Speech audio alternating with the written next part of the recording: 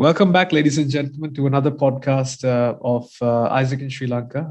This is the Through the Eyes of a Trendsetter podcast, and we are back with another amazing episode. And today, the topic of this episode is Dreams Don't Work Unless You Do. And to share this powerful topic with you, to share this theme with you, I have a very inspiring guest who has achieved a lot for her country, and also as a woman and as an inspirational figure to a lot of people. She has achieved remarkable things. So the guest speaker for today is Ms. Jayanthi Kuru-Utumpala. She is the first Sri Lankan to summit Mount Everest, an independent consultant focusing on gender, the chairperson of Sexual Harassment Compliance Committee in the National Olympics Committee of Sri Lanka, and also a co-creator of Delete Nothing platform. Ms. Jayanthi, it's such a privilege and such a pleasure to have you here with us. It's an absolute delight for me as a moderator as well to share this platform with you today. And I'm really looking forward to an inspiring episode. Thank you for having us. Thank you for being with us here today. Thank you so much, Arfan, for inviting me to this session. And thank you to AIESEC for also having me on this session. Okay. All right. So with that, Ms. Jayanthi, we'll directly be heading into the questions. And the first question that I have is, I really don't want to waste a lot of time on introducing or anything, but I really want the listeners to get an in-depth idea of actually your upbringing and everything as well.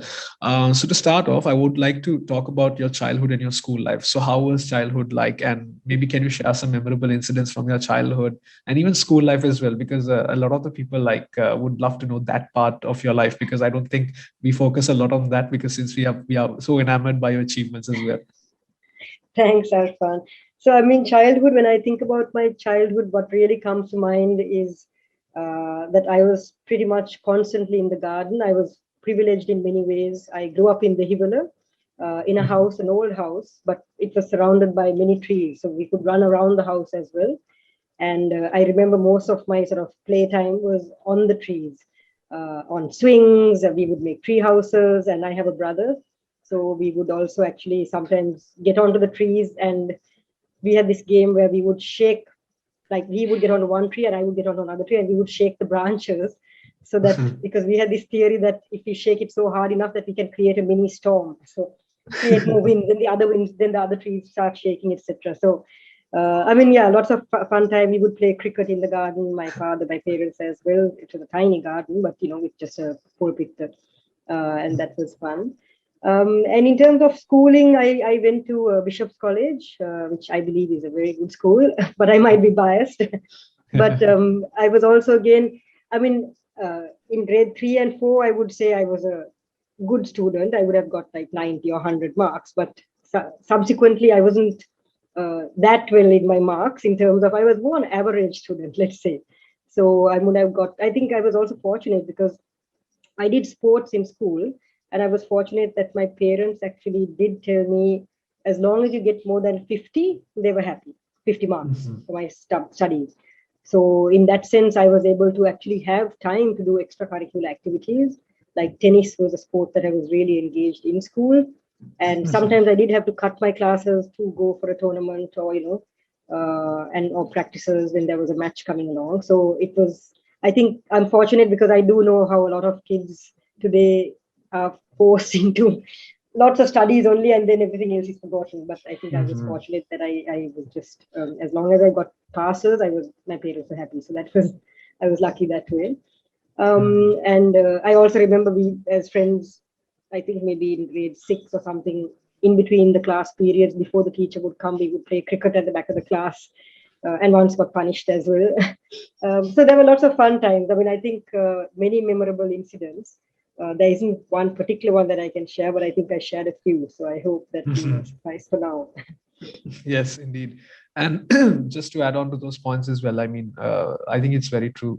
Children like these days, especially in school, they really try to do culinary activities or just sports in general, because the fact that they are very much immersed into the idea of studying something and becoming a doctor or an engineer. But I'm like, it's really happy to see that you have found a way, and especially I think it really goes to the support system that you receive from your parents as well.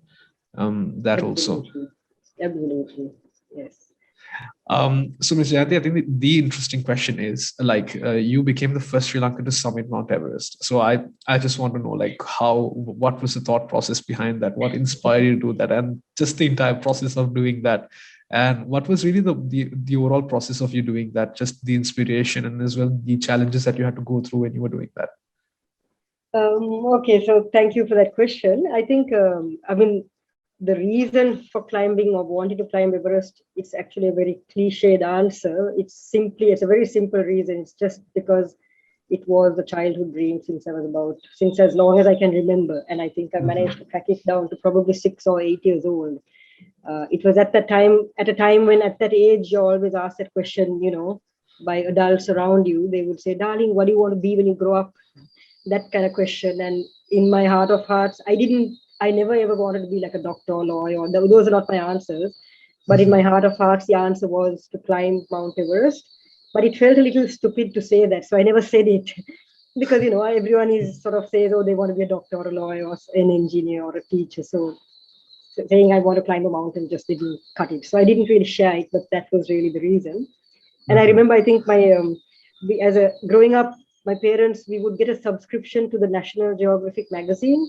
So I feel maybe, looking at those articles, reading or the pictures, even at a young age, this mountain has had a special sort of place and some kind of, I think, an allure in terms of like just wanting to understand how people climb this, but also just one day wanting to climb it.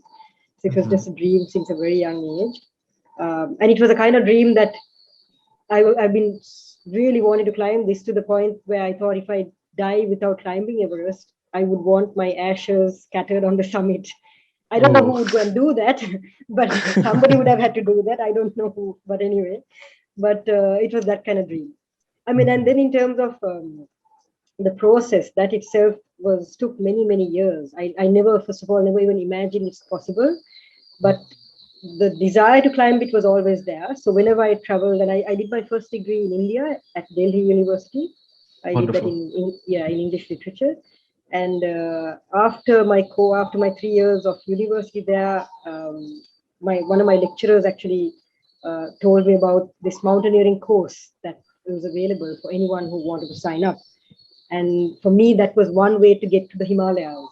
Because even though I was in Delhi, I was dying to see the snow mountains, the snow-capped mountains, and the Himalayan range. And so when I heard about this 1-month mountaineering course, I signed up promptly and I joined this course. And that was in 2003.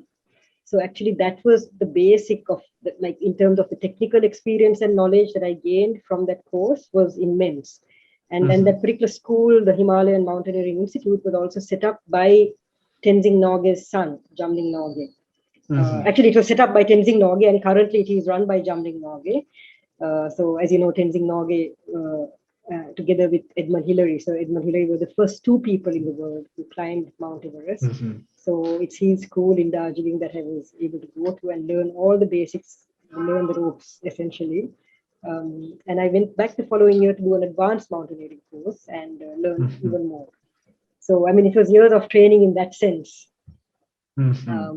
And lots of practice and training and a desire to really, I guess, climb this mountain.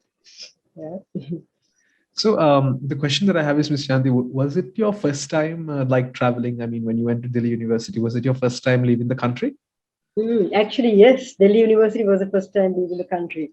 I had traveled in Sri Lanka within the country, but leaving the country was the first time. Yes. All right. So, like, how was that experience like for you going to a different country and just living there? We all see it in the movies, and maybe some of us who were like fortunate enough to travel, we experience it. But how was it for you? Yeah, but it was fantastic. I think because I've always been, I feel it's really important for me to feel independent. And again, like being able to travel to another country and sort of really be independent from your parents was also quite liberating in many ways because you're 21. I would have been 21 at the time. I had my own house. I was sharing with another Sri Lankan colleague, a friend who was also a student at the same college as I was. So it was fun. We had to buy beds and tables and, set up house and cook and fend for ourselves. There were tough times also because initially we didn't know the language, right? So then without knowing Hindi, like buying vegetables, buying meat. I remember we wanted to go and buy some chicken from a shop, and we walked into the store, and I think it was a live chicken shop. So they grabbed the chicken, and we just ran out screaming, saying, "No, no, no, no, that's the wrong shop." And then later on, we discovered that they have separate shops which say frozen meat shop. So that's where we had to go. So it was a learning experience, and university itself, I guess, in a sense, when you are in another country, there's so much to explore, and India particularly, I think each state is like another country, and that itself is just, yeah. So Miss Jayanthi, during your trek to Mount Everest, was it alone, or did you have like another companions with you? And how was that experience like, just hiking with your Right. friends or maybe people you didn't know? Yeah, actually, so that journey itself, I mean, so just to come back to the trainings that I did, then over the years, when I was fortunate through my work, I was working for a local feminist women's rights organization called the Women and Media Collective after my first degree, and I came back to Sri Lanka. And I was fortunate that I was sent on many meetings, conferences, trainings overseas. And because I loved rock climbing and mountains, wherever I traveled, I managed to save a per diem and just save up whatever pocket money I could to go and climb something in that country. Like take 1 or 2 days, even no pay leave if I had to, and then just climb and come back. So I think in many ways, all that experience added on to learning more and more about outdoors and staying safe in the mountains.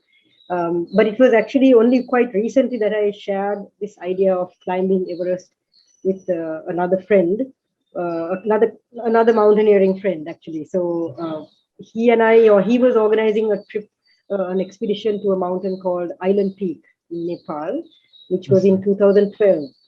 And at that time, I think another friend is the one who told me about him and said, "Oh, you will get on with Johan Pires because he's also as crazy about mountains as you are." And so then I met him and I said, "I hear you're doing this. Can I join you?" Because at this time, I didn't know anyone else in Sri Lanka who liked to do mountaineering, who would like to take 3 weeks off work, even take no pay leave if had to, and go and climb a mountain. And I borrowed some money from a friend because I couldn't afford the costs at the time. And but go and climb, and spend 3 weeks in the mountains. So during that journey, actually, Island Peak is about 10 kilometers away from Everest. So it was Johan, myself, and about 3 other friends of Johan. So there were 5 of us on that journey. And on our way to climb Island Peak, it's a 6,200-meter mountain. So it's a good training peak actually for Everest, which we didn't think of it that way, but it was a nice, slightly technical as well. There's a bit of ice climbing towards the top. But on the way to climb Island Peak, we could see Everest in the distance. And that was when I told Johan, I said, "You know what, like one day I really want to climb this mountain. I don't know when, and I don't know if it's possible, but I have to climb it." And I said, "Would you ever consider joining me? Would you ever think of doing it?" And he actually said yes. He's like, "Let's think about it. Let's chat about this." And I was actually surprised there was someone else willing to take on that challenge and take on that risk also, because it was a really big risk also in many ways. And so that was when our partnership as a team began, because then we just started doing more hikes together in Sri Lanka and training together, but also planning and preparing for this expedition. And so 2 years later, we climbed Mount Kilimanjaro, also just to, test each other. Like, because if we were going to spend 2 months on Everest, we needed to also make sure that we trusted each other. Exactly. Right? Yeah. So, and that we got along. You just need someone that you can really depend on, and also be able to spend a long extended time together under very difficult circumstances. So after climbing Kilimanjaro as well, we realized, what, it seems like we really gelled quite well.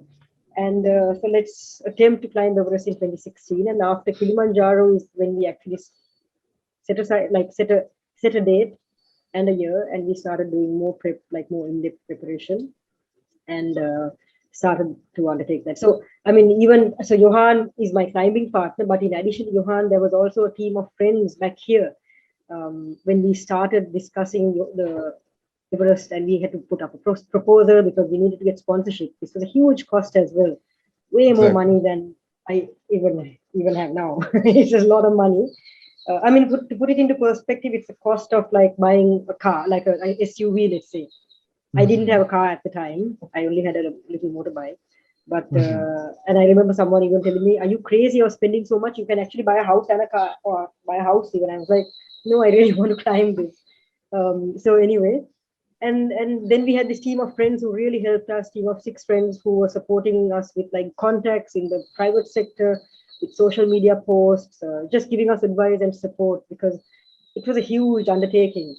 And right throughout our journey, these 6 friends are the ones who really like wrote articles, the newspaper, weekly articles, informed our family and friends, updates along the way, informed the sponsors, updated them what was happening, and really kept us going and cheered us up when we were also really at our lowest moments on the mountain. And then we also went with a mountaineering company. So it's important for an undertaking like this that you go with a really well-established mountaineering company because of the risks involved. So it took some time to also find the correct company, read up on their background, read up their profiles, and then set a date with them. So that team was also part of our team. So it's actually a huge undertaking, but involves a lot of teamwork and a lot of colleagues coming together and colleagues and friends. It's not possible to do this on your own. Definitely not. I think for anyone like listening to this, probably now they have a better idea about what it takes to climb Everest. Yes, I hope so. It can take years. I mean, it took about 5, I think, in terms of the planning and preparing, it was about 5 years of that with Johan and myself together as a team. But I guess the preparation begins way before, I would say about 13 years for me. I would put my preparation from 2003 when I actually learned the technical aspects of mountaineering, of altitude sickness. You can die of altitude sickness. So how do you stay alive on the mountain? It's not just walking up.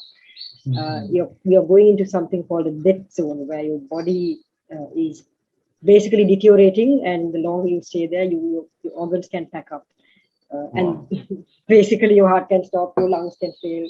So it's also about knowing how to identify the symptoms, knowing when to turn back, uh, and like pretty much basic survival skills, but in a mountaineering setting, which at sea level it's impossible to practice here in Sri Lanka. We can practice hiking and trekking, but mountaineering you have to actually go to India. And then ice climbing and the technical aspects of ice climbing, rope skills.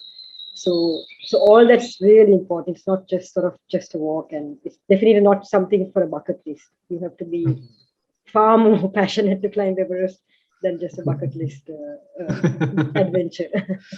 Yeah. Very interesting. So, like before we wrap up, like the segment on Everest, and I wanted to actually talk more about your career as well and what you're doing. I just wanted to know, like, what were some of the risks that you've been through during the process, and maybe like some kind of dangers that you had experienced when you were trekking as well. If you could share some of that, Mr. Jayanthi, it would be really nice. Yeah, definitely. I mean, I guess every single night. So it was also very, very scary. I mean, I'm saying I love to do this and I wanted to do it, but it was really scary. There wasn't a single day that I was not scared. I remember waking up to take that flight to go to Kathmandu, and I was almost in tears because I wasn't sure that I would come back alive, right? I was going to do this, and at that time, all you're thinking of is just climbing up and coming back safely. But we do know how weather patterns can be quite unpredictable. And the year before we climbed, there was a massive earthquake in Nepal that killed 19 climbers on the mountain. So 19 climbers who were climbing Everest died in like a couple of seconds because of the earthquake that happened in 2015. And in 2014, there was an avalanche in the Khumbu icefall, which is one of the most dangerous sections of this journey, which pretty much swallowed up 16 Sherpa people in a few seconds. The icefall is an area where there are huge blocks of ice, like massive, as big as like a 5-story, 6 or 10-story building. And it's constantly moving because the ice is melting. But we have to cross this every single day. We're there for like 3-4 times, not 3, 4, about 10 times up and down on this icefall. So, I mean, I remember when we would go to sleep at night, we're sleeping in tents like at base camp and all the other, there are 4 camps after base camp. But when you're sleeping inside your tent, it's really quiet at night, except for suddenly you hear like thunder rolling, but it's not really thunder. It's actually avalanches coming down, crashing down the mountains around you. And there were nights I remember thinking, oh my gosh, if it comes into our camp, we're gone. It just can wipe out an entire camp in a couple of seconds. And fortunately, though, they were far away, or they were not avalanches that swept into the campsite. So we were lucky because there were no major freak accidents the year we were climbing. But I also remember on the journey back down. So the final journey, I mean, it takes 2 months overall, but the final absolute journey from the last camp, the highest camp on Earth, which is Camp 4, about 8,000 meters. From that point to the summit is about 9 hours. And then on the way back down is when I realized I think I might have been sort of struggling a little bit, because I later realized that maybe my oxygen cylinder was empty. And while my guide was trying to change the cylinder, I had no oxygen in me. So I was struggling for air. And there was someone else, another climber who was with us. I think I only remember seeing her expression on her face, and her eyes were really big looking. She was staring at me like she had seen a ghost, because I think I was just flapping my arms wildly and like rocking my body up and down, just struggling to breathe. And later she said you were probably hypoxic, which means lack of oxygen in the brain. And but luckily my guide was able to change the cylinder like on time, and I was able to breathe again like normally. So I know I've had a close call, and I'm very fortunate to be alive that I came back down with no frostbite and all my fingers and toes intact, and also alive, which is the most important thing on this journey. Staying alive. So I think the next question that I would obviously have is like, do you have any other plans of climbing mountains anytime soon after this? Well, of course, I'm just stuck here at the moment because I'm dying, not being able to go out and climb, because I think it's just, I mean, I love rock climbing as well. So I've picked up a lot more rock climbing here in Sri Lanka, and we're trying to develop this sport. It's one of my favorite sports, actually, even more than mountaineering. But I have recently discovered 2 years ago, actually, I went to Himachal Pradesh in India and discovered ice climbing. But this is like climbing frozen waterfalls, and it's amazing. Anyone out there who's listening, if you ever get a chance, they do have like 1 week courses or like these ice climbing festivals in December or January in Himachal Pradesh. Just Google it, it will come up, and it is amazing. It's like you have to try it out. If you like some kind of climbing, go try it out. So I'm waiting to go back. In fact, last year in COVID, December, I was supposed to go back for the next festival, but because of the lockdown, there was no way to travel. So yeah, I mean, I like the more technical peaks rather than the longer endurance ones, even though Everest had a combination of both, but with much more endurance. But definitely we'll keep climbing. Yeah, absolutely. Because that's just amazing. That's just wonderful to know. Like, because like normally, like when a person would actually do something that's just like super hard, you'd rarely expect them to go back and try something like that again. Yeah, but I think that's important. I think facing and everything I do, and in fact, a friend was asking me, aren't you scared? And I keep saying I'm always scared. So even with the rock climbing, there is a form of rock climbing called lead climbing, where you fall. You have to practice falling, because you have a considerable height when you fall. You are with a safety rope, but you need to practice your fall so you don't injure yourself. And each time I do that, I'm always scared, but I have to go back and keep trying. And I think that's when we learn about ourselves, and that's how we grow. If we keep pushing ourselves and pushing and sort of facing our fears, as it were. Exactly. That's for me. That's when I feel I'm alive. Otherwise, Wonderful. you can just go on daily without even realizing that you're alive. Wonderful. I am actually feeling quite inspired right now as well. Which means you will go and try ice climbing, hopefully. Hopefully. One day, yeah. Or come do rock climbing with me one day. Yeah, I don't think Everest, because Everest would be like it's not in the list, so I'm not even going to consider it. But definitely something like that. Yeah. All right. So, Ms. Jayanthi, before we move into the second part of my questioning, so we have a very interesting segment. It's the rapid fire round, and I just what will happen is I'll just ask you a question, and I would expect a very quick, short answer. So we have a set of questions lined up, so I'm just going to ask them to you. Okay. So if you could change one thing about the world, what would it be? Inequality. Wonderful. Would you rather have a home on the beach or in the mountains? I think I know this answer, but I'm just going to ask it anyways. Well, actually, I would like to have a home at both places, because I love the beach and I love the mountains. So if I had an option both, if I have to choose, then definitely the mountains. Okay. So what's the most spontaneous thing you've ever done? Well, there are many, but I think one that comes to mind is cliff jumping, which is pretty much going to the edge of a cliff about 60 meters off the ground and jumping into the water, into a river below, a raging river below. Wow. Scary as hell, but it's called cliff So- jumping, basically. So how Yeah. how deep, what was the height that you took the jump from? So I think the biggest jump I've done is about 60 meters, really high. Like, I think there was a Wow. photograph and I looked like an ant, but I was whitewater rafting in the Rishikesh in India. And Mhm. then at one point they pulled up the boat and said, all right, everyone come this way. And they kind of took us to the top of this cliff and they like jump into the river. So the idea Wow. is you just go to the edge and you don't think about it. I mean, if you think about it, you're not going to make the jump. But it was just, I was like, okay, I'm not going to think about it. I'm just going to do it. And I did it twice or thrice. Wow. So anyway, yeah, Okay. lots of fun. So if you could write your own law that everyone had to follow, what would it be? Well, there are many, but I might pick out for today's session a law that prohibits staring. I think we have this culture of staring at people in Sri Lanka, just Yeah. like really staring with no particular reason, or like, you know, also looking at someone in a very derogatory way, or like, so that I would prohibit that if possible. Definitely. What's a superpower or magic ability you would like to have for the rest of your life?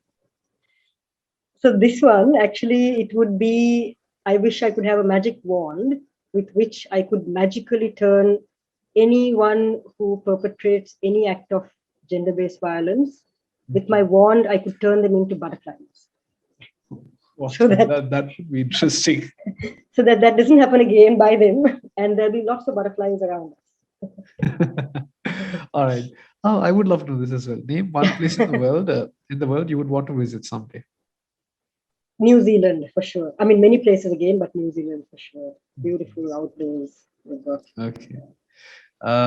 So what's the biggest life lesson? What is the biggest lesson life has taught you?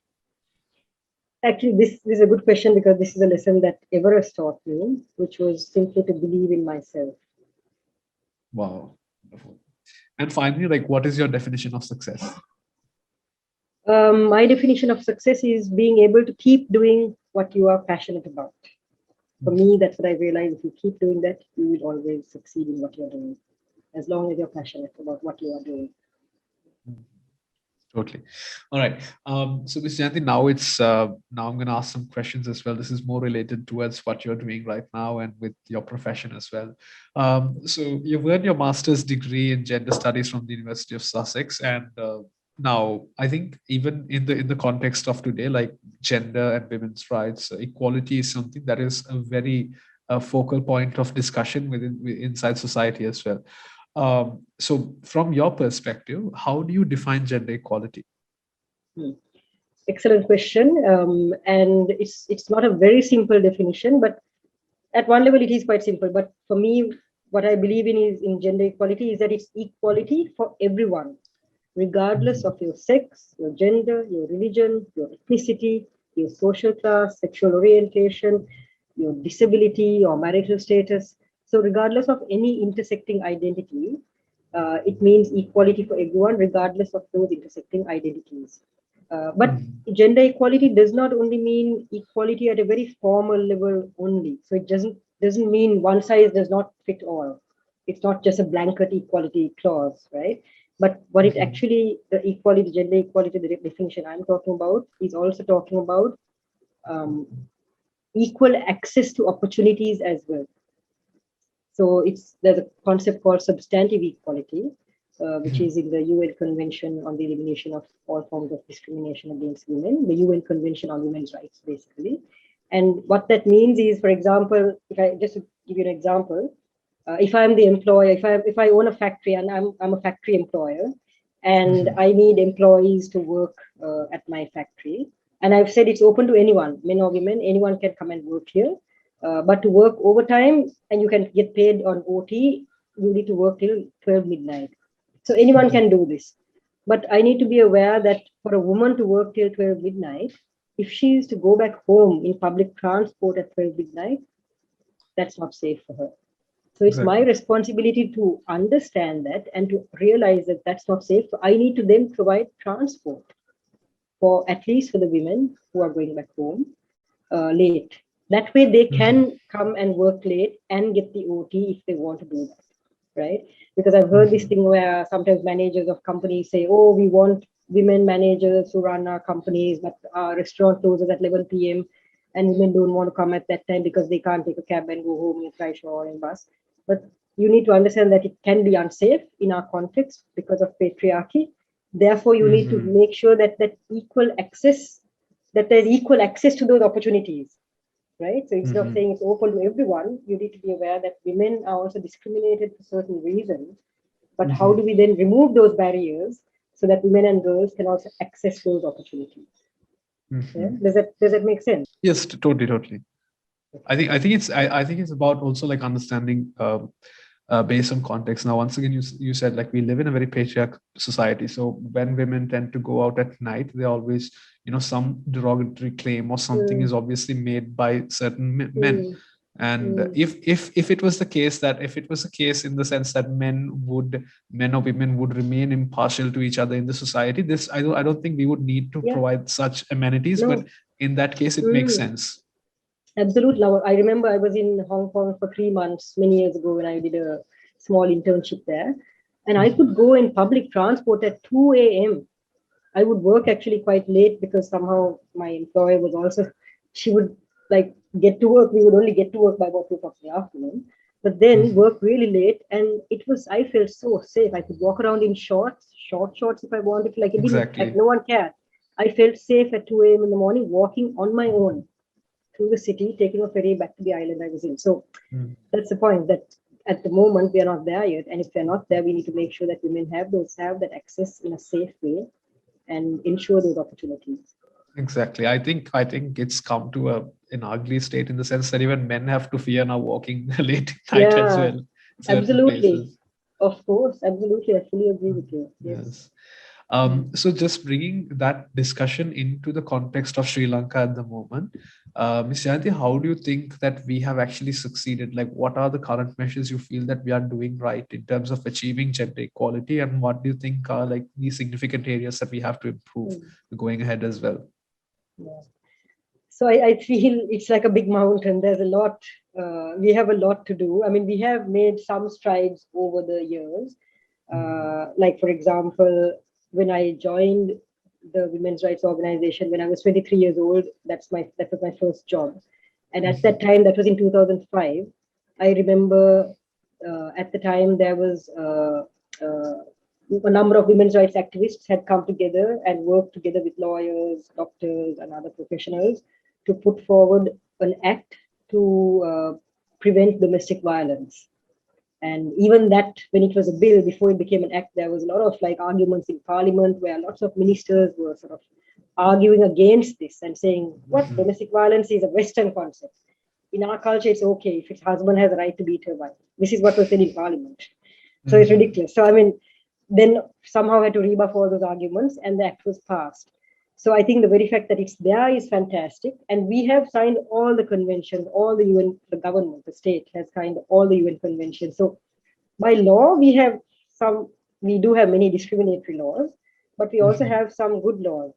But the problem remains, what the challenge is that these laws are not implemented, right? So law enforcement authorities also do not use the Domestic Violence Act. In fact, if a woman goes to the police station and complains, sometimes she's told, you married the man, now you live with him, right? Exactly. You married him, now that's life. This is normal, but it's not normal.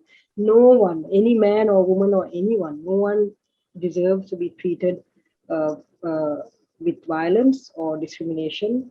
And marriage is not just a license to beat up your partner, right? So everyone has a right to live a life free from violence. And for me, that's what I believe in, and so do many other women's rights activists. So I think we have made some steps, we have some successes, but not enough. And I feel it can change if we actually start teaching or talking about gender equality at preschools, for kids who are going to preschool, Montessori age, not above. Because we talk about maths and science and all these things when they're 2, 3, 4, but we don't talk about how to be human, how to respect each other, how to understand all religions in our country, right? And learn about each one's culture. They should be taught this at 2 years, at 3 years, at 4 and 5, right? To respect each other, to accept diversity, that we're all different, but yet equal. So this has to be, through education, so that we can change an entire generation, and only then can we really see the change that we want. So it's a long-term process, but I'm also really heartened to see that many other young people now, like for example yourself and this AIESEC team, the very fact that you all are choosing these topics, you're doing a podcast to raise awareness about this topic. For me, that's just wonderful. That's fantastic. Because 10 years ago at a university level, no, you don't get these people rarely would talk about these topics. Maybe 20 years ago. I was in uni 20 years ago. I forget how old I am. But yeah, so now it's amazing to see so much more. This topic is out there, social media, lots of young people are like vocal about it. There are fantastic organizations doing it, and youth networks raising the issue. So that's amazing. So there are lots of steps in that way. I think the younger generation is really aware and much more careful about saying a sexist comment or making some sexist jokes, And I think it all boils down to the fact that definitely what I've whenever I have conversations, especially with women of old age, like my mother and her sisters also, I think it's very important for them to understand in terms of, I think the education and awareness of these things need to be improved. Like, okay, there are certain rights that safeguard you against such violences, and you need to speak up more, because I think initially what happened was when you look at people who are much older, that they had this transition from their parents and their ancestors, like this is how women need to be, and we follow patriarchal society. But right now what I feel is with the internet, with social media, young girls especially now, they have much more understanding on these things as well, and it's going to definitely, I think it'll improve in the coming years as well. Yes, absolutely. I think just globalization, has its negatives, but it also has its positives in terms of being able to allow people to access. Again, though, not everyone, but privileged. If you're urban, from an urban setting, you have a mobile phone, you can go, you have a data package, all that. But still, much more people have access now to a mobile phone, at least a smartphone, and all three languages. There's so much out there in trilingual also, so which is fantastic. I know there's hope for the future, which is great. Ms. Jayanthi, once again, to accelerate this change, towards more consciousness towards gender equality, what do you think the youth can actually do towards this? From your perspective, how do you think youth, especially young men also, how could they contribute more towards pushing this change? So I'll answer your question in two parts. One, in terms of what the youth can do. I think the younger generation is already doing a lot. I think what more can be done is perhaps much more of similar sessions like this in Sinhala and Tamil, because that would reach a much wider audience, to reach every corner in the country, including those who are unable to go to university, including those who are not able to go to school, different, to target everyone pretty much. But in terms of, podcasts are also great, because it's actually much more economical, even data wise, to download a podcast than a video.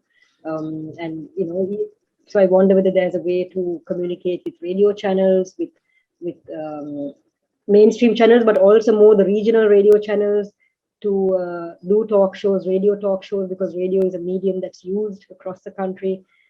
Just much more. It's happening all right, but I think just a lot more in terms of trying to spread the same message in Sinhala and Tamil, which is where that language barrier, because also access to internet, everything, if you're English speaking, it's much easier. There's so much more online, right? But if you're only someone who's more fluent only in Sinhala and Tamil, there isn't that much, or the correct information is not always easily accessible to you. So that could be something to think about. In terms of what more young men can do, I think a topic that really should be looked at and discussed by boys, amongst boys, should be this topic of masculinity.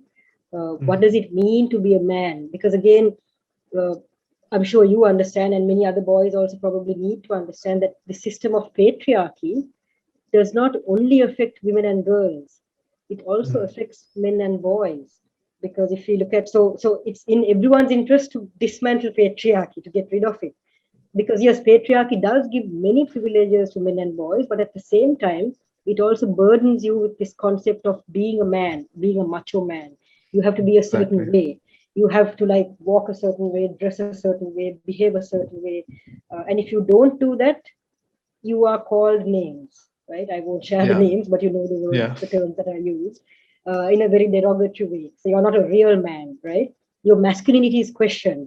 But we need to understand that this notion of masculinity is also a concept that society has created, just like the notion of being a woman that society has created, right? And boys and men also need to break away from that stereotype. Because, like, just an example of how patriarchy also affects boys, if you think about this statement that says, boys don't cry, or don't cry like a boy, right? What is this? Yeah. Chick, right? People say this all the time to guys. But what's wrong Yeah. with crying, right? If you lose your parent or if you lose your pet, it's natural to cry. These are natural human emotions. So we need to encourage that and just talk about positive forms of masculinity.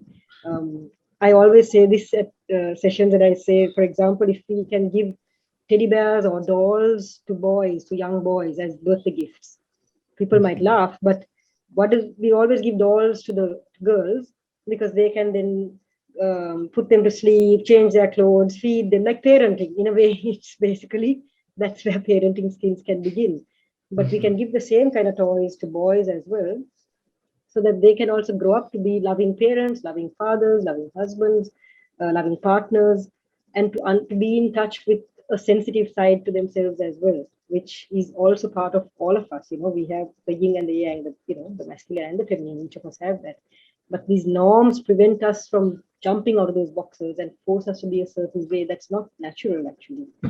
So, and as a guy, I think you can reach out to many other guys, which in a way that I certainly cannot. So that's something that, speaking to other boys is what lots of guys can be doing. Exactly.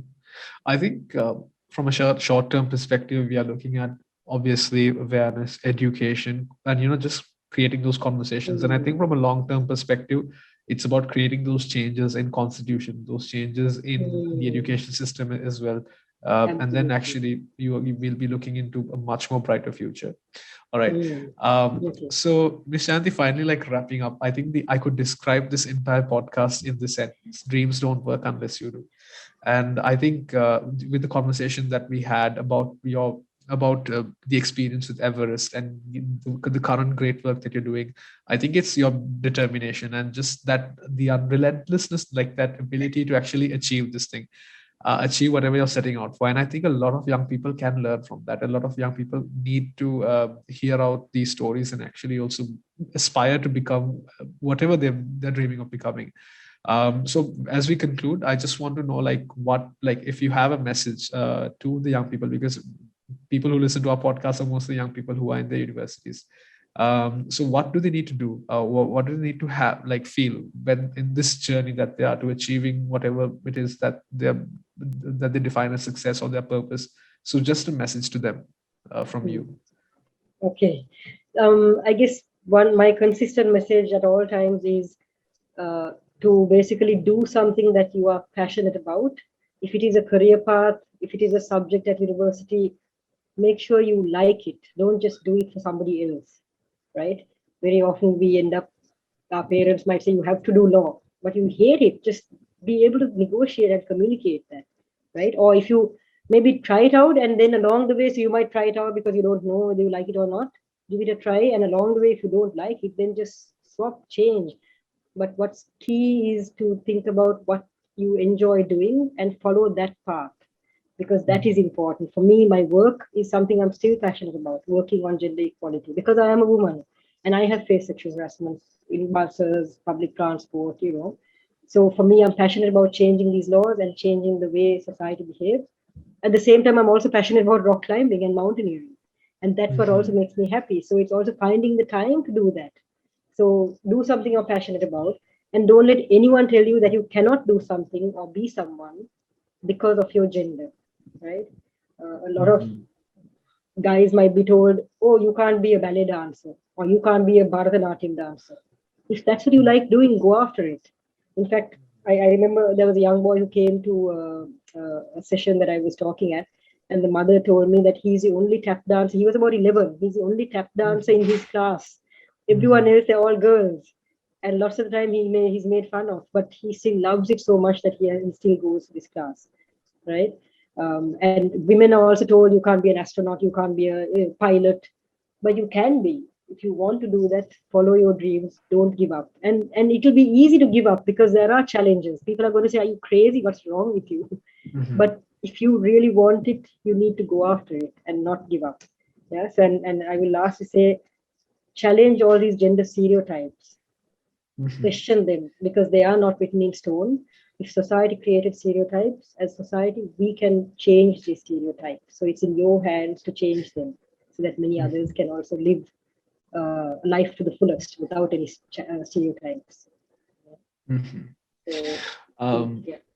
I think Is that just to okay? Does recap, that make sense? yes, that totally makes sense. And I think just to recap this entire thing, I think the message would be, whatever you dream, achieve it, and don't think about norms, don't think about limitations. And I think you, like as young people, as just Mm, anyone in life in general, you can mm, break through your limitations.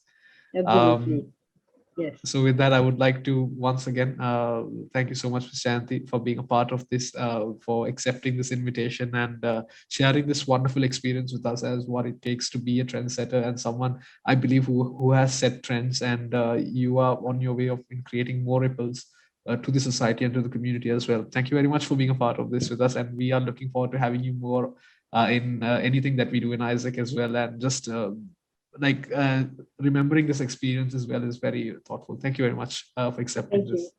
Thank you so much, Arfan. And thank you once again to AIESEC for inviting me. Thanks so much. And take care. Okay. Okay. All Bye. right. Okay. So with that, ladies and gentlemen, we are wrapping up this episode.